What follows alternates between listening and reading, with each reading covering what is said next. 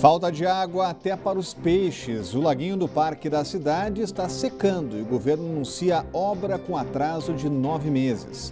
Caos na saúde. O Hospital Materno e Infantil suspende cirurgias por tempo indeterminado. Mais uma baixa no governo. A saída de José Serra é oficializada no Diário Oficial e Temer agora busca 2 nomes para as cadeiras vazias do Itamaraty e da Justiça. Os fatos da política do DF e do entorno que você confere a partir de agora no Band Cidade, primeira edição.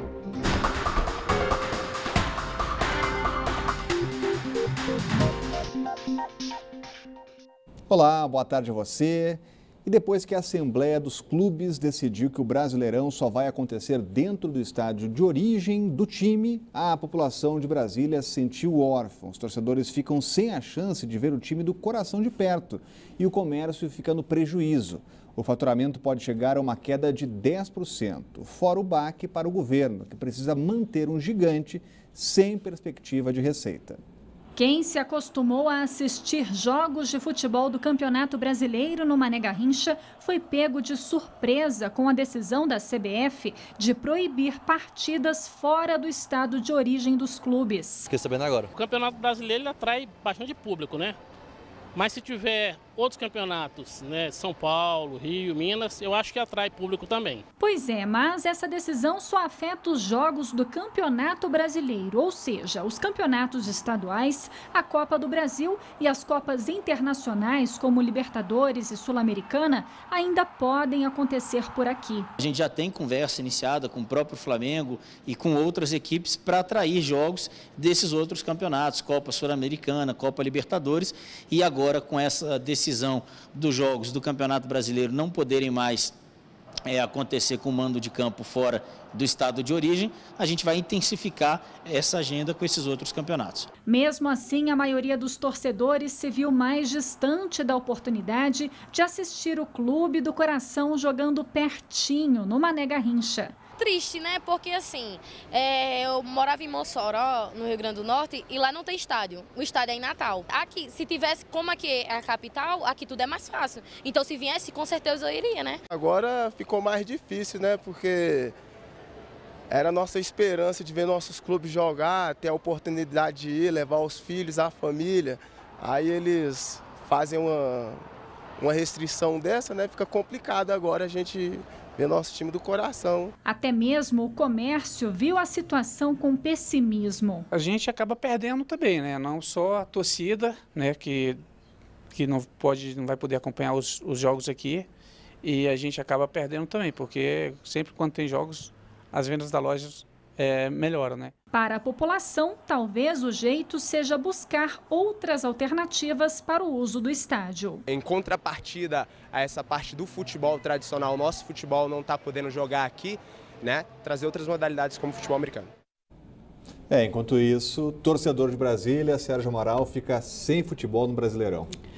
No Brasileirão, mas como a reportagem mostrou, pode ter futebol em outros torneios. Mas o fato, Rodrigo, é o seguinte, aquela velha história, né? Pau que nasce torto, até a cinza é torta. Não tem jeito de consertar, não. Porque quando foi anunciada a Copa do Mundo, que Brasília seria uma das sedes, aí entrou aquela discussão, vamos ter um estádio para 40 mil pessoas, que é o mínimo exigido para a Copa, ou um para 70 mil pessoas para tentar fazer a abertura da Copa. Optou-se por um gigante desse, de 70 mil pessoas, que, é claro, não iria abrir a Copa, não dava para concorrer com Rio de Janeiro e com São Paulo, os estados mais ricos e com muito mais tradição de futebol do que Brasília, que na verdade não tem tradição nenhuma.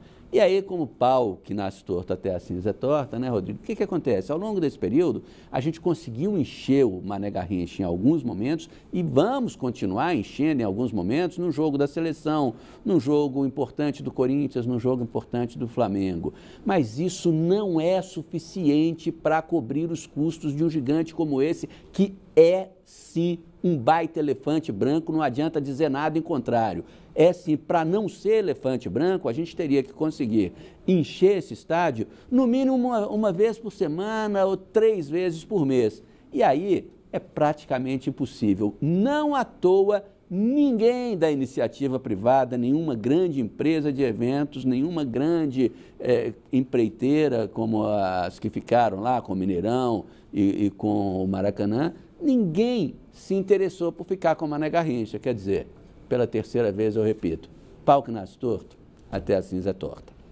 Combate ao tráfico de drogas. A Polícia Civil tirou de circulação cargas milionárias de maconha e de cocaína em 2 operações.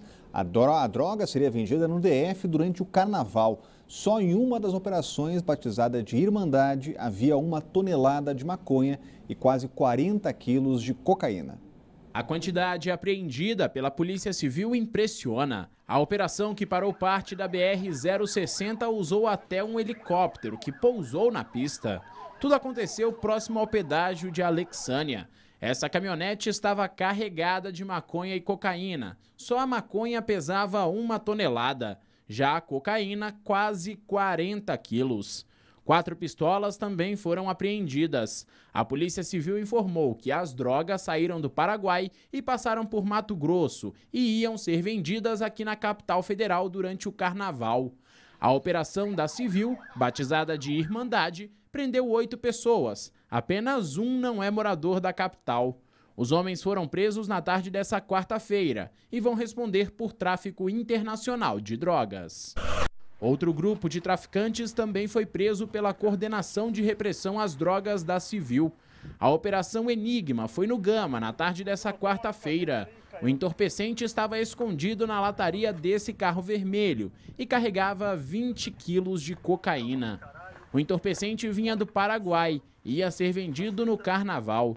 3 pessoas foram presas. A quadrilha já era monitorada há pelo menos 1 ano e, pelas contas da polícia, já movimentou meia tonelada de cocaína em 1 ano. E a Polícia Federal cumpriu hoje a 38ª fase da Operação Lava Jato. Pai e filho, operadores financeiros ligados ao PMDB, foram alvos de mandados de prisão. Os detalhes chegando ao vivo com a Renata Dourado, já está com a gente aqui para acompanhar mais uma operação, né, Renata? Boa tarde. Mais uma 38ª fase, né, etapa dessa operação, que parece não ter fim, né? Por um lado é bom, né, Rodrigo? Porque são coisas aí, investigações da polícia que descobre que, infelizmente, realmente é um poço sem fundo. Para você ter uma ideia, um desses operadores, o nome dele é Jorge Luz, então, como você bem disse, são pai e filho, Jorge Luz e Luiz Luz. O que acontece? Um deles tem 70 anos e ele atuava desde a década de 80, imagine você. Mas, de qualquer forma, a polícia decidiu focar, os investigadores decidiram focar da atuação desses dois aí na última década. Eles não estão no Brasil, estão nos Estados Unidos, estão foragidos, inclusive já estão na lista de procurados da Interpol. A polícia já sabia que eles não estavam aqui no Brasil, mas decidiram cumprir aí essa etapa porque estão sendo cumpridos também 15 mandados de busca e apreensão. Então, os policiais foram, todos eles no Rio de Janeiro, em endereços em busca de equipamentos, de documentos, para ajudar também nesse processo. Então, eles são suspeitos de participar desse esquema de desvio de dinheiro, eram operadores especialmente do PMDB, isso de acordo com as investigações.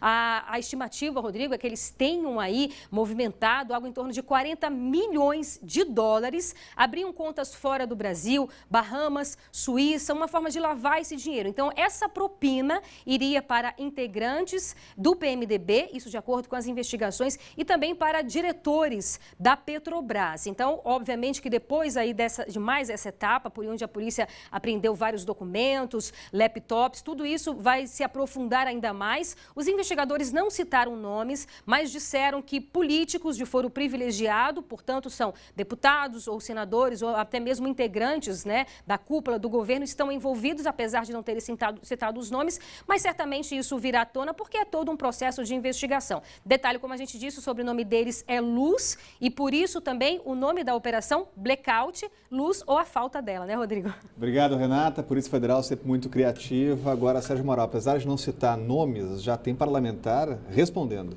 O senador Renan Calheiros, por exemplo, emitiu nota e tudo, né? Aquela história, porque falou do PMDB, aí todo mundo imagina que sejam aqueles de sempre, né? Agora, o interessante, né, Rodrigo, é que a Polícia Federal e o Ministério Público, ao atacarem o braço financeiro dos partidos, podem provocar um efeito colateral, que seria o quê? campanhas mais baratas a partir de 2018. Aliás, desde que a Polícia Federal começou a trabalhar nesse cerco a doleiros e a operadores financeiros, né, isso já começou a ter um primeiro efeito. A última campanha foi menos cara do que a penúltima, por exemplo. E ao atacar doleiros e operadores financeiros, o que acontece? Eles são os responsáveis pela engenharia financeira das campanhas. Pega dinheiro daqui, leva para aqui, lava de lá, esconde de cá, esse tipo de coisa. Então, esse efeito, muito provavelmente, um efeito benéfico, a gente vai ter. Agora, vai acabar o Caixa 2 nas campanhas? As campanhas vão ser agora campanhas franciscanas? Isso aí é meio difícil, né? A gente sabe que toda vez que a polícia tapa um buraco, o pessoal consegue abrir um outro. E a seguir, sem caldeira e sem cirurgia, falta de roupa de cama leva a Gamib à suspensão de procedimentos. O Band Cidade volta logo depois do intervalo.